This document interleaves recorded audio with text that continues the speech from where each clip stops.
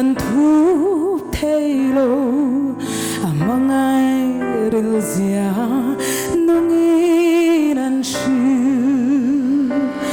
siam tu choi moi nan ching chang qua kaya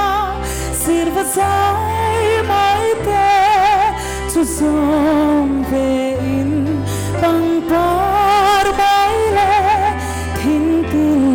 reng den kan vu za don siam tu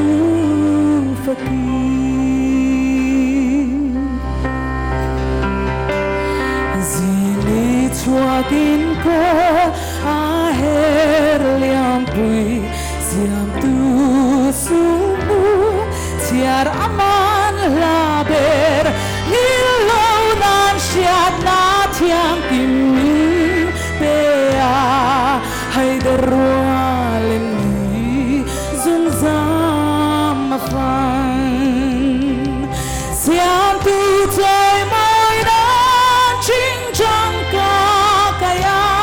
sirva sai mai te chu som ve in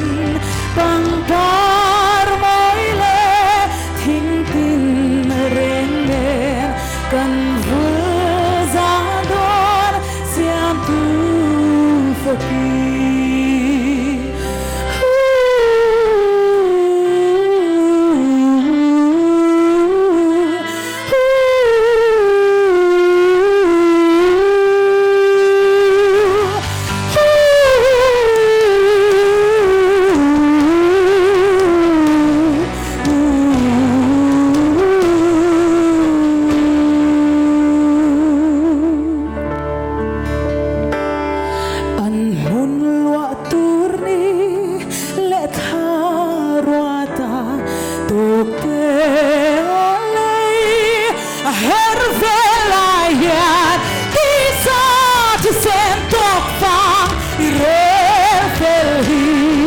makin karim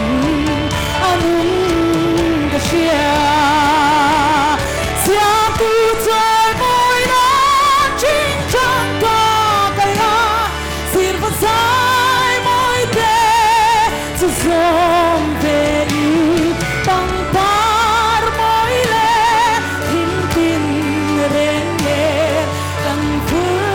za don siam tu fakir siam tu choi moi nan ching chang ka kaya sirva sai moi te chu som ve in bang par moi le hin tin reng nen kan vu za don kan vu za don kan vu za don siam tu